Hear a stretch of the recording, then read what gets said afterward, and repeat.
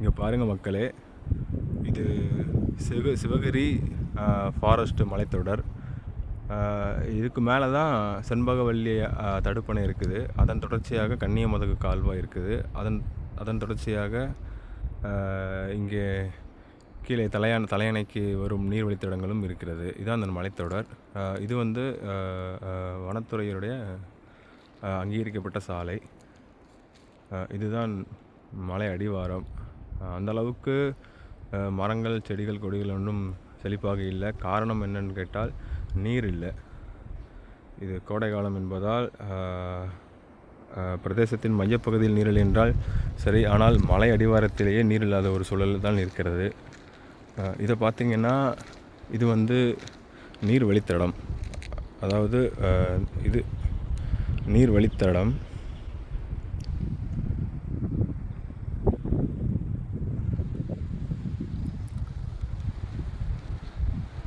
மழைக்காலங்களில் மலைகளில் பொழியும் காடுகளில் வழிந்துவிடும் சிறு சிறு ஓடைகள் எல்லாம் ஒரு சிற்றாறாக உருவெடுத்து கீழே வருகிறது. இதுவே நீரில்லாத சூழலில் இருக்கிற காரணத்தால் இங்கே வனவிலங்குகளுக்கும் போதிய நீர் பற்றாக்குறையால் தான் இருக்கிறது. பறவைகள் சத்தமும் அதிகம் காணவில்லை. அதே சமயம் சிறு சிறு அணில்கள் கூட அதிகம் இல்லாத ஒரு சூழலாகத்தான் காட்சியளிக்கிறது காடு.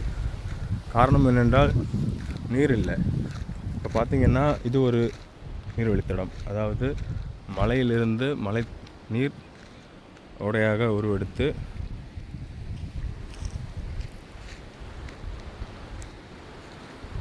இது வழியே சென்று அந்த சிற்றாற்றில்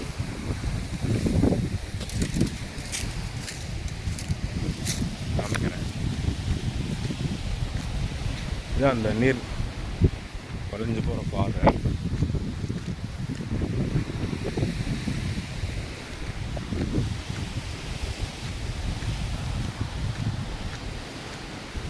வழித்தடத்தை காமிக்கிறேன். நீர் வழித்தடம். என்னதான் கோடை காலமாக இருந்தாலும் மலை அடிவாரங்களில் நீர் ஓடணும். இதுதான் நீர் வரும் பாதை. உங்களுக்கு பார்த்தா தெரியும், சாதாரண நிலப்பரப்புக்கும் நீர் ஓடி வர நிலப்பரப்புக்கும் வித்தியாசங்கள் நிறையா இருக்கும். இது அந்த நீர் செல்லும் பாதை.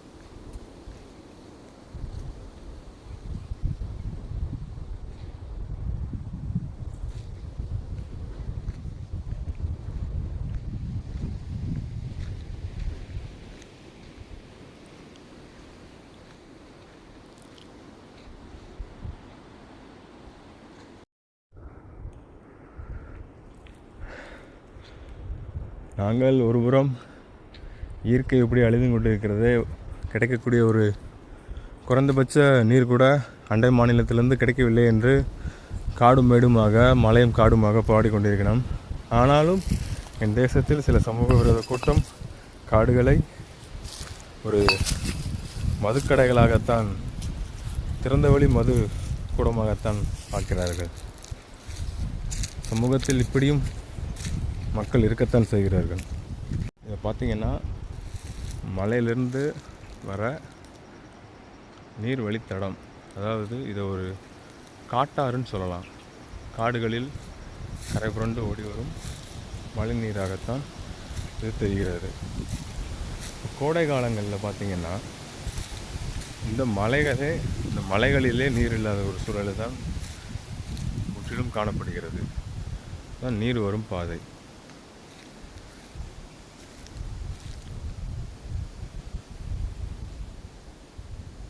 இப்போது நான் நின்றுக்கிட்டு இருக்கிறது தலையணையோட அடிவாரத்தில்.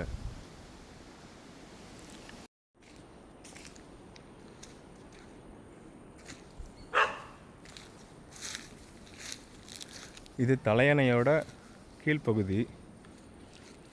செண்பகவழி தடுப்பணையிலிருந்து தண்ணீர் கன்னிமதகு கால்வாய் வழியாக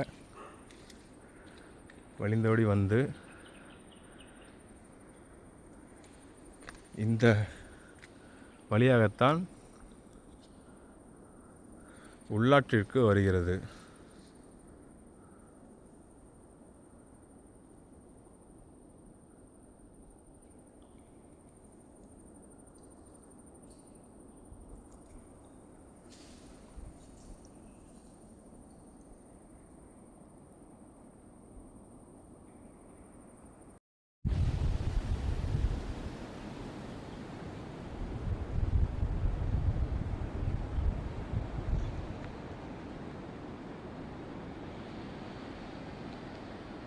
நாம் இந்த நதியின் வழியாகவே நடந்தால்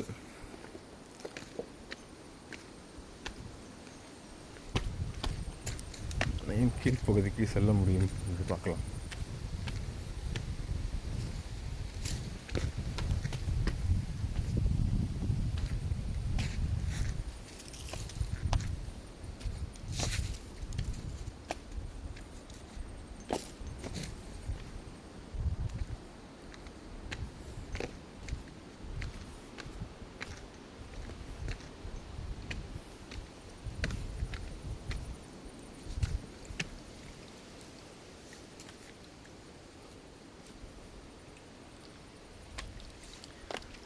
போதிய நீரின்றி மீன்கள்